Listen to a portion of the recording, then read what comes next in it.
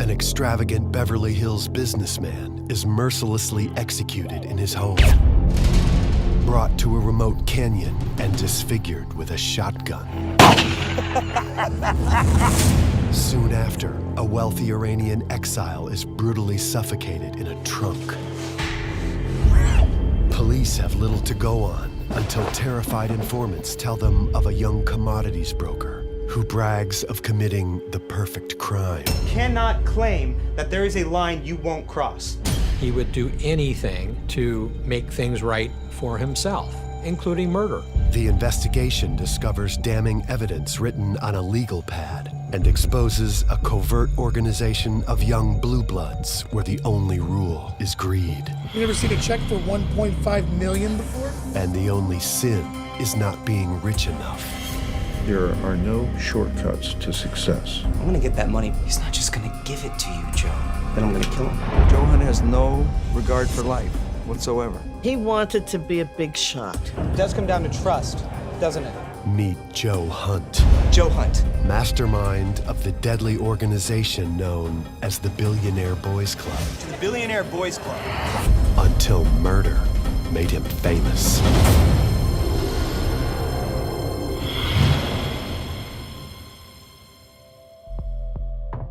The unearthing of the so-called Billionaire Boys Club and its lurid crimes both fascinated and repulsed the American public and the media in the mid-1980s. The 1980s were an amazing time in America. We now had a new generation that was interested in one thing: money.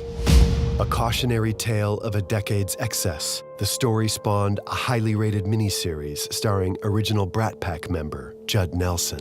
The miniseries inspired Beverly Hills brothers Lyle and Erik Menendez to murder their parents for money a few years later. What makes the story so incredible is that most members of the Billionaire Boys Club were from wealthy families and didn't have to worry about their financial futures. But the charisma of the organization's unlikely leader, Joe Hunt, was too powerful to ignore. The result was at least 2 dead, numerous lives ruined, and a legacy of inexplicable tragedy. Future killer Joe Hunt is born Joseph Gamsky and grows up in a lower middle-class home in Granada Hills, California. His father changed the name early on, and Joe, for whatever reason, became kind of a wheeler-dealer even in school. He wanted to be a big shot. Extremely bright, Joe earns a scholarship to the prestigious Harvard School for Boys, with such notable alumni as Richard Nixon's Chief of Staff H.R. Haldeman, former California Governor Gray Davis, and current Los Angeles Mayor Eric Garcetti. He was kind of a geeky young kid, and he got into these groups by being the smart kid. He had a literally photographic memory. His recall was impressive. Joe graduates from the Harvard School, and at early 1983, he forms his own investment club, which he names the BBC, after his favorite restaurant, the Bombay Bicycle Club. So when Joe started recruiting for the Billionaire Boys Club, he had some names in his address book that would work. Former classmates from prep school who came from rich families, they had money, they had some deep pockets. Among his first 2 recruits are former classmates from Harvard Prep School, Ben Dosty and Dean Carney, who Joe names as second in command. Once he was able to get a couple of them, then more would fall in line. 2 crucial members were critical to giving the BBC legitimacy: twin brothers Tom and Dave May, heirs to the May department store fortune. Dave and Tom May, who came from money, would really be able to fund this club in the way that they wanted them to fund it. So they pulled out all the stops to bring them in. I don't know, man. Dad really wants Dave and I to go with a more established firm. So what, you can start at the bottom? Right. Listen, Tom, here, you start at the top, and you stay at the top. I mean, you already have an advantage. You come from a wealthy family. And you've got built-in investors. So you bring clients to the BBC. I invest the money in commodities, and you get an absurd share of the profits. I mean, everybody wins. But commodities are risky, right? Not Joe's system. It's virtually risk-free. And how do we know that? It does come down to trust, doesn't it? See, but you guys already know me. We went to school together. The real question is, do you trust me enough to make you an absurd, ridiculous amount of money. This is a different world, and they wanted to have that world without having to work for it. The May twins join the Billionaire Boys Club and begin pumping hundreds of thousands of dollars into the organization. Joe really had the it factor. He was persuasive, he was attractive, he had this magnetism that people really wanted to be part of whatever he was part of. Look, from now on, gentlemen, anytime that you are... You can go. Thank you. Anytime that you are seen in public, the best Armani suits, the best restaurants, okay? No more driving around in that car that Daddy bought you for college, all right? You want to play with the big boys, you gotta look like a winner. A toast. Gentlemen, to the Billionaire Boys Club. By that fall, with money pouring into the BBC, they lease office space at the Wells Fargo building in Beverly Hills and rent 2 apartments in the newly built Wilshire Manning condominium. There, Joe hires the doorman, Jim Pittman, to be his director of security. He was at Hunt's beck and call and was a confidant of Hunt's. The recruits are young and easily influenced by the charisma and ambition of Joe Hunt. But the organization becomes more of a social club than an investment group. They got sidetracked by this idea that they could make a quick buck, more than a quick buck, big bucks. They were interested in what money could buy, in luxury. They wanted the Armani suits, they wanted the fancy cars, particularly in Beverly Hills.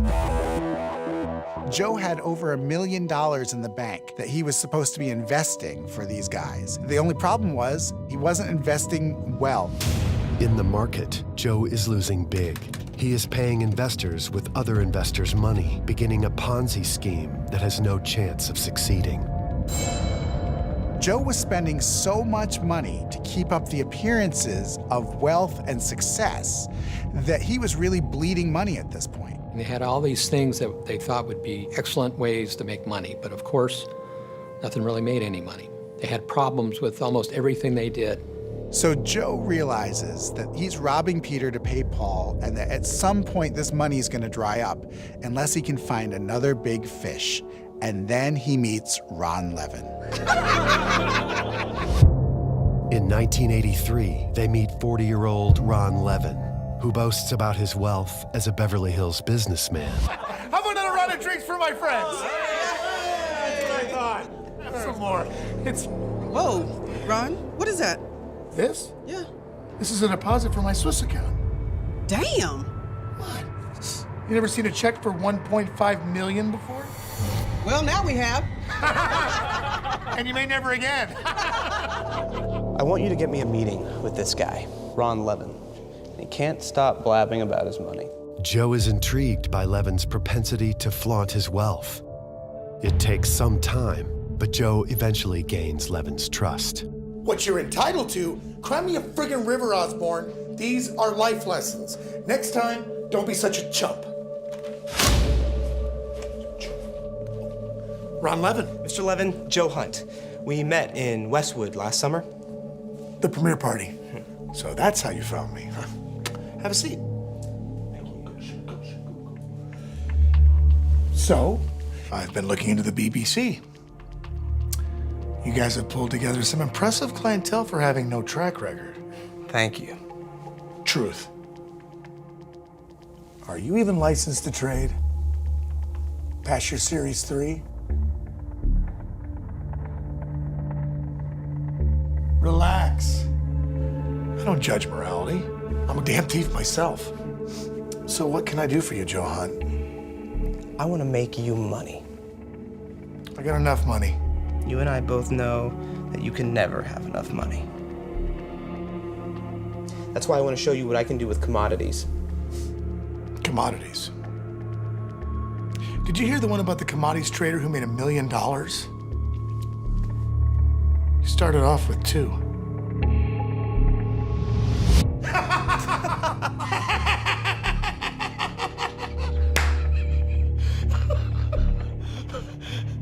Beverly, 2 cappuccinos. He was on the ropes and he needed a big score fast. Finally, Joe gets the call he has desperately been waiting for. So Joe Hunt? Joe, Ron Levin. Yes, sir. I've been thinking about our little talks. Truth is, Joe, I see myself in you. I want to give you a shot for no other reason than you're hungry. Oh, yes, sir, I am. Joe was supposedly a great investor in the commodities market, so Ron Levin said, well, I can use that. So I'm going to set you up with a trading account at Clayton Brokerage. A $5 million line. Whatever you make, you keep half. You know what? You have made the right decision, Mr. Levin. No, I didn't. This is charity. And Joe, Yes. don't lose my money. For Joe, this is music to his ears. The money problems will be all gone with a check for $5 million. Joe Hunt spends the next 7 weeks making trades in the commodities market. Success means a desperately needed commission check for the BBC. Now, I know we've had losses in certain areas. What many of you don't know is that 7 weeks ago, Mr. Levin set me up with a trading account with a $5 million line. Well, I am excited to tell you that I've made $9 million from Mr. Levin. That is a $4.5 million commission. Hunt took the $5 million and made $13 million out of it. What do you all say we go out and treat ourselves? All right! But the BBC would not see a single penny of Ron Levin's money. Yeah, Ron Levin, please. Who's calling? This is Joe Hunt. He's not in. Would you like to leave a message? No. Look, I already left him several messages. Listen. It is very important that I speak with him. I'm sorry, he's not here. Well, when... Okay. All right, yep. I'm sorry. Yeah, no, I got it. I understand. Joe didn't have access to this $13 million, but he thought it was there. But there was always an excuse. There was always a reason why Ron couldn't write the check. It was either his accountant's fault or something else was going on. So Joe was getting more and more impatient and more upset because he wanted the money that he believed that he had earned. Joe finally decides to take matters into his own hands and contacts the brokerage company directly. Hello? Hey, Jack, it's Joe Hunt. Oh, hey, Joe, how's it going? It's going. Look, I'm looking for Ron Levin, but I'm having a hell of a time reaching him. Do you know where he is? Ron? No, haven't seen him for weeks. Okay, all right, well, thanks. Hey, whatever happened with that experiment you guys were doing with the trading? Experiment? You know, the documentary Ron was making? Yeah, we finished it. That was pretty interesting, setting up a fake account with no money in it.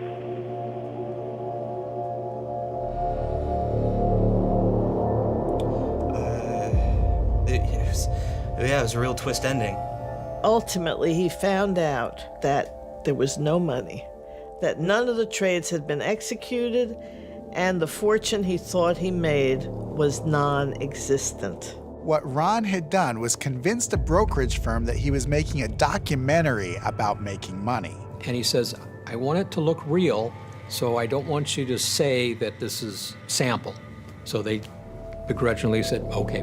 And so there was this fake account with fake money in it that they weren't to act on any of Joe's investment decisions. Ron Levin then takes the fake account statements worth $13 million and secures a large loan from another firm for himself. Ron knew the money was fake. The brokerage firm knew the money was fake. The only person who didn't know was Joe.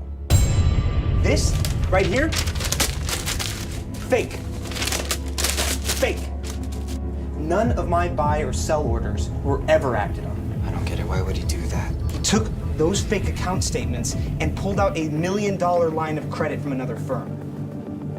It's genius. So what are we gonna do? What do you think? I'm gonna get my money from Levin. He's not just gonna give it to you, Joe. Then I'm gonna kill him.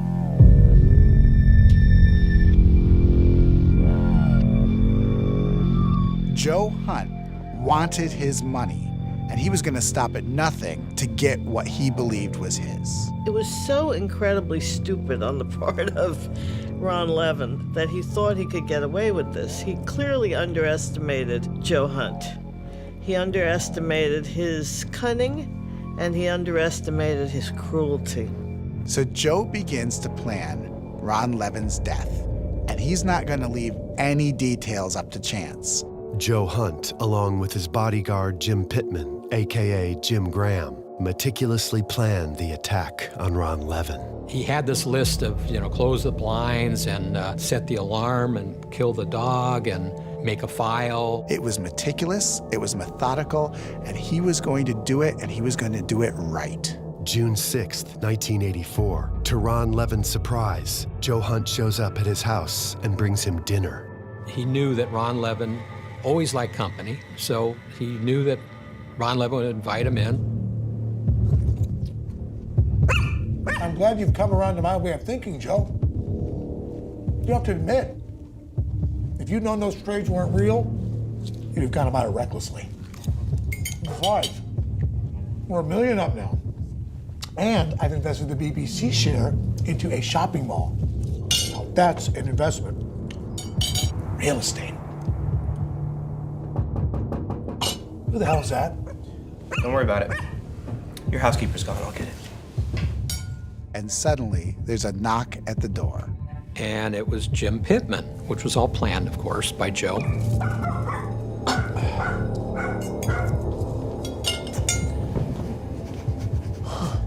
What's going on? Go ahead. Tell them. Ron, I'm sorry. I'm sorry, I owe some people some money, and they're real heavy hitters. I told them you owed me money. I didn't think they'd show up here. I'm really sorry. Now, who's gonna pay me my $3.5 million? What do you want? Shut up! Now I'm walking out of here with my money, or the both of you are gonna die tonight. What do you want? I can write you a check? How much? I have $1.5 million in a Swiss account. Write the check. Write the check. Come on, let's go. Okay. Joe Hunt introduced Jim Pittman to him, and he said, he's a mafia hitman that I owe money to, and they want the money that you owe me. This isn't just any con that they're doing, because Jim has a gun. It's a loaded gun, and he's threatening to kill Joe, to kill Ron, and even kill Ron's dog. Shut that damn dog up! I'm gonna shoot him in the face! Shut him up! Please don't shoot my dog! Please don't shoot my dog! Don't shoot! Hurry up! Shoot me, Hurry up! please! Shoot my dog! Not my dog! Ron Levin adored his dog, and Joe Hunt knew that. And the minute that Ron heard that his dog was in jeopardy, he was willing to do anything. Please. Okay. Thank you. Ron. Oh my God. What have you gotten yourself into? Ron Levin realizes all too late that he himself has been conned. Oh, get in the bedroom. Get in the bedroom! Okay. Please, just don't hurt my dog. No, please don't do this. I gave what you want.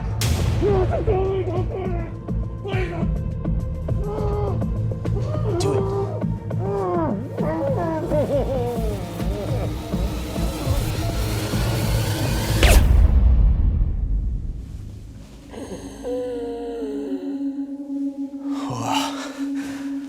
I have never heard anyone take their last breath before. All right, we got some stuff to do.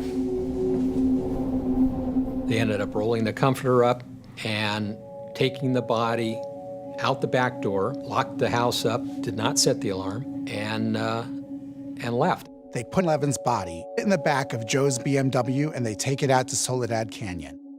They deposit the body of Ron Levin in a grave dug previously by Jim Pittman.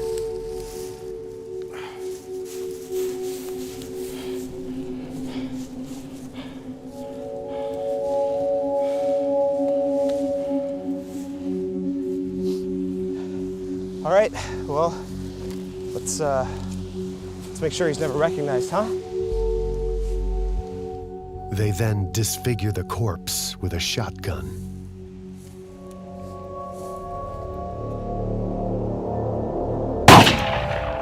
Did you see that? His brain popped out of his skull and fell on his chest. Oh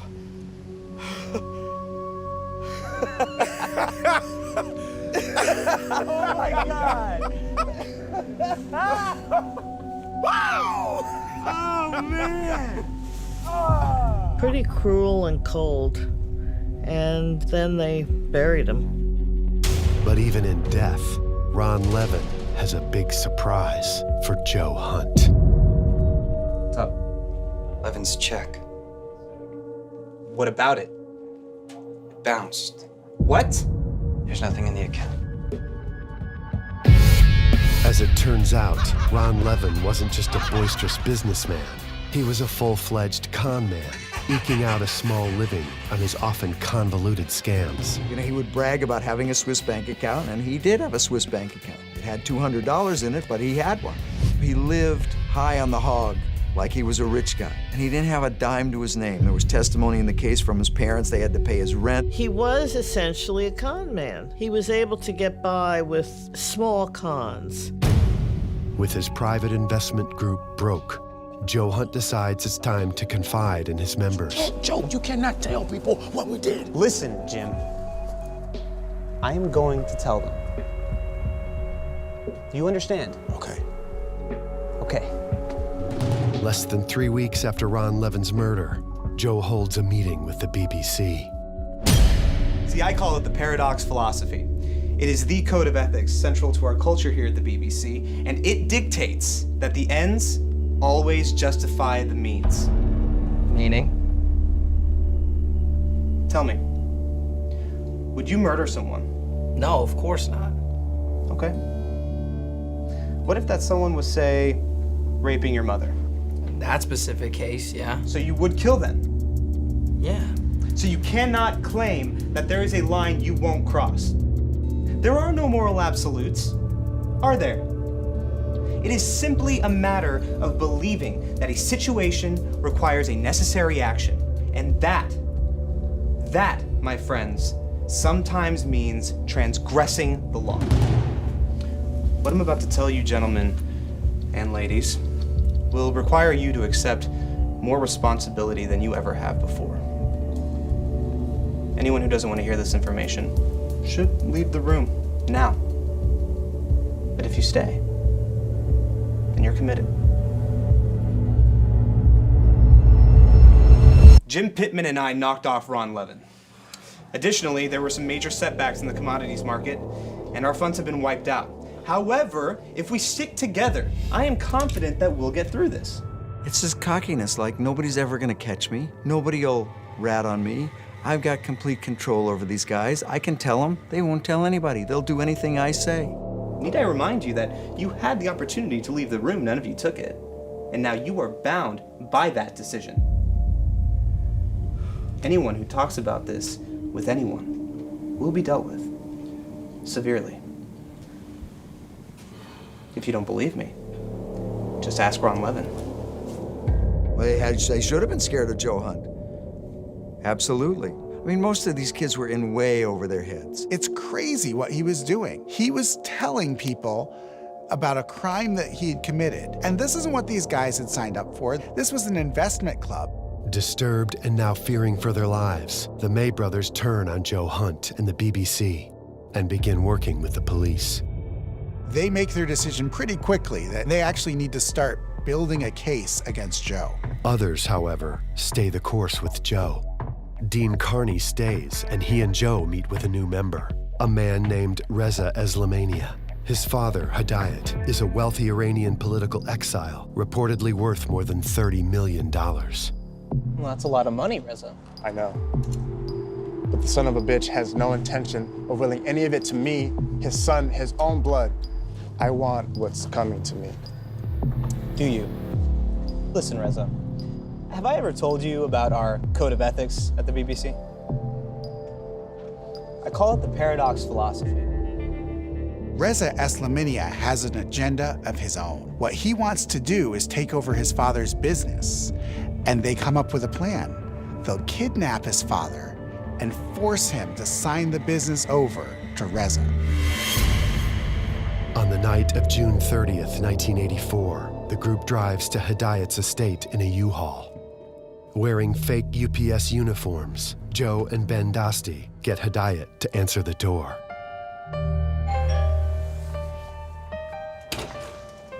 Yes. Good evening, sir. We have a package for an Hidayat Eslamania. What package? I didn't order it. Hidayat Eslamania opens the door and is attacked by Joe and Ben. Come on, Ben. They wrestle him down, and then they take a rag soaked in chloroform and they knock him out.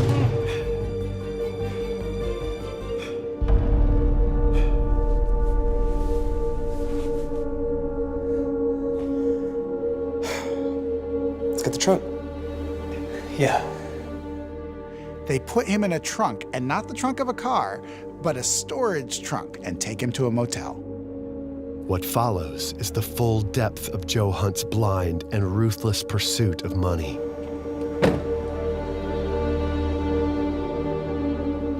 They began going further and further down the rabbit hole. None of them had the sense to say to any of them, "Guys, this may not be a good idea." When they open the back of the truck, they notice Hidayat struggling to breathe inside the sealed trunk. I can't breathe. Help me. Help me, I can't breathe. He's gasping for air. Gotta make some air holes or something. There's tools up front. They create air holes so Hidayat can breathe. Shut up. But he begins screaming, so they tape the holes up again. Somebody please help me. Help me. Okay. It's done. So, I've used almost all of our available cash, but we have the house running for 6 weeks. Okay. Okay, good. Because that'll become the torture chamber for Mr. Ezel. What's his face? Wait, who's gonna do the torturing? I will. Happily. You stop making noise.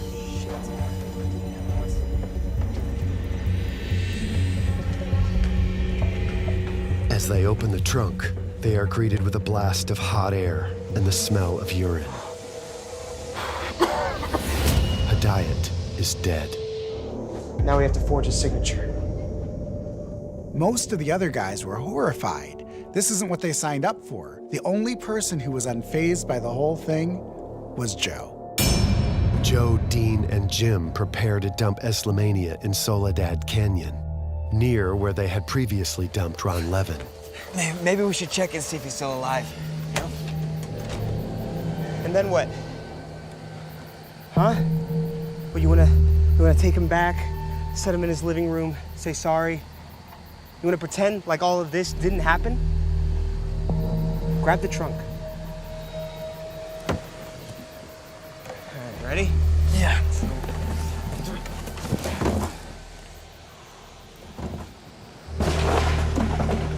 What Joe doesn't realize is that yet another stinging financial surprise awaits him. We've checked all of Islaminia's accounts. There's nothing there. Did you just say nothing? There was never any $30 million, Joe. The money never made it out of Iran.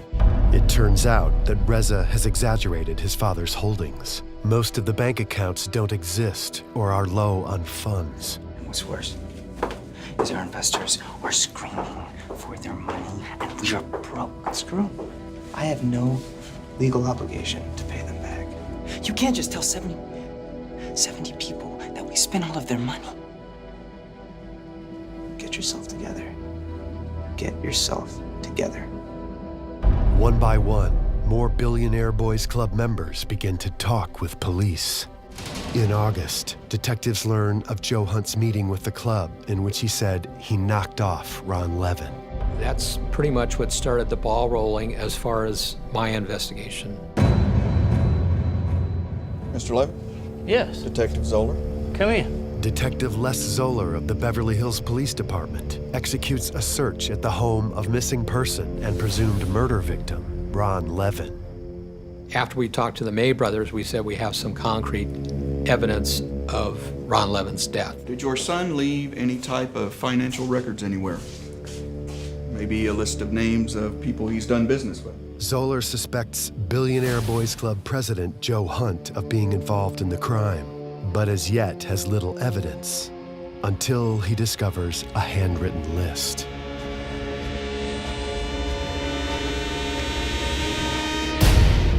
The kill list that Joe had made that meticulously explains what he's going to do. Joe had left it at the victim's house. I looked at it and it said, to-do list. The list is in Joe Hunt's handwriting. I couldn't believe what I was seeing. And to be honest with you, I don't think Joe Hunt knew that he had left it. Joe Hunt's world of money and murder is collapsing around him, and there will be no escaping the consequences of his actions.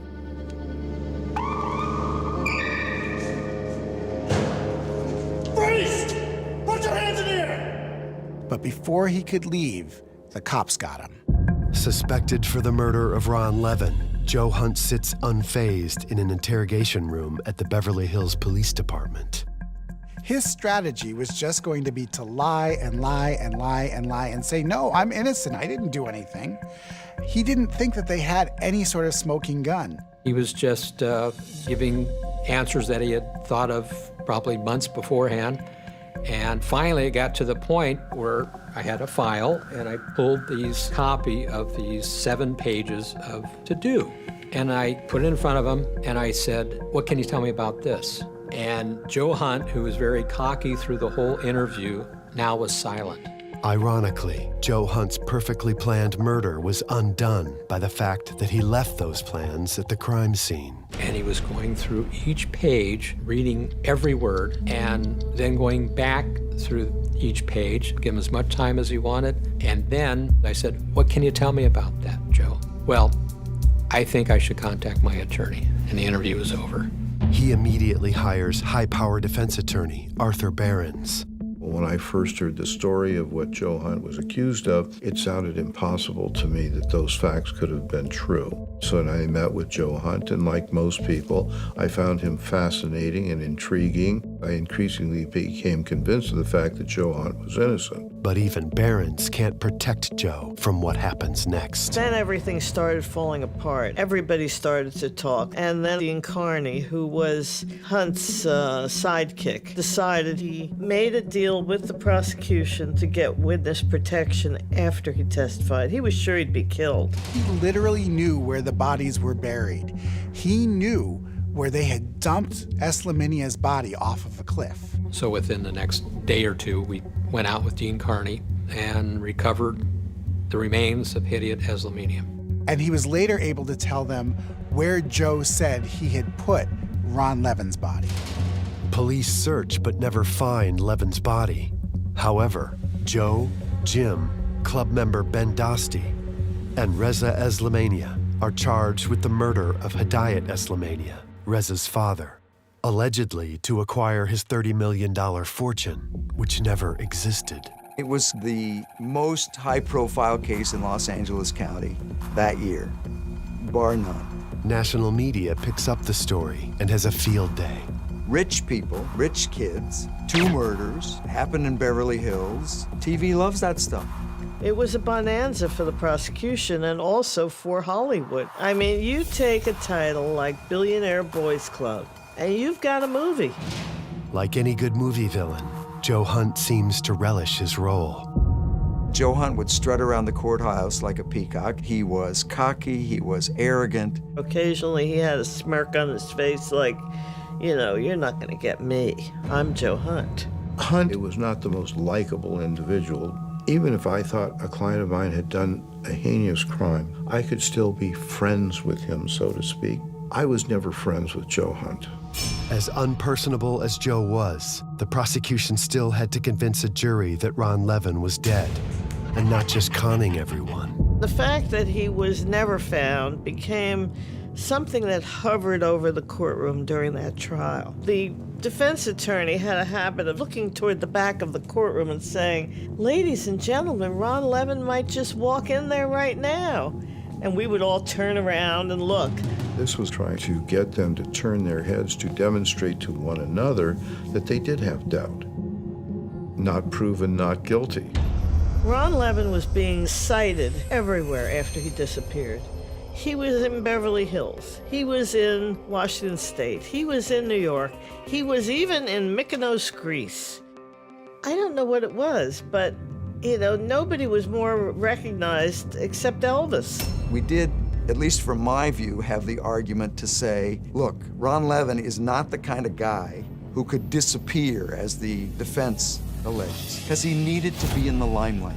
He needed to be conning people. Putting aside the fact that he didn't have any money to support himself, he just couldn't disappear. It isn't long before other members start turning against Joe. Jim Pittman would eventually confess that he had killed Ron, but none of it was ever proven because the body was never found. It was very weird. Helping the prosecution is Joe Hunt's to-do list, a damning piece of evidence and one that mystifies the public. Why would someone so shrewd and meticulous overlook something so incriminating? I don't mind saying that I slept with the 7-page letter next to my bed for almost 2 years. Very compelling piece of evidence. It spoke volumes. What Pittman had to say eventually played right into what the letter said. Billionaire Boys Club members testify about the June 24th meeting. Joe started off by stating that he and Jim Graham had knocked off or bumped off or taken care of Ron Levin. So Joe turned to me and he said, look, Tom, you're going to find out sooner or later I killed Ron Levin. But perhaps the most devastating of all is the testimony of Dean Carney, who, as Joe's closest friend, tells all. He was Joe Hunt's right-hand man, and he was the chief witness in the case, and he was terrified. He knew that Joe was a cold-blooded murderer who always got his way and would stop at nothing to make sure that he himself was protected.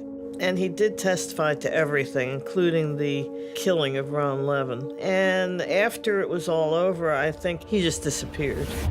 Dean ultimately went into the Federal Witness Protection Program, and as far as I know, is still in the Federal Witness Protection Program. Noticeably absent from the stand is Joe Hunt himself. I labored over that decision from minute one about Joe not testifying. I felt that I had enough trouble with the 7-page letter. The letter spoke more loudly than anything Joe Hunt could have said. On April 22nd, 1987, at the age of 26, Billionaire Boys Club leader Joe Hunt is found guilty of the first-degree murder of Ron Levin. We, the jury, find the defendant, Joe Hunt, guilty of murder in violation of... It was a credit to the prosecutor that he managed to get a conviction, because no-body cases are very difficult to prosecute. Juries often think, oh, well, maybe he's still alive. His accomplices face their own trials. Ben Dosti and Ressa Eslamania are both convicted for the death of Hidayat Eslamania, and Jim Pittman pleads guilty to a reduced charge for the death of Ron Levin. Families were destroyed by this. They could not believe that they would see their heirs, their young scions, going to prison. The jury finds special circumstances, which in California makes Joe Hunt eligible for the death penalty. Joe shows no emotion. He makes a statement saying Ron Levin is alive and would one day be found, but he is spared the death penalty. Why do I think the jury gave him life imprisonment? I think the jury really disliked Mr. Hunt. I think they disliked him severely. And I think they gave him life imprisonment so that he'd have to live with himself the rest of his life and think about what he had done and how he put himself in that position. Joe Hunt still faces charges for the death of Eslamania, and this time he decides to defend himself.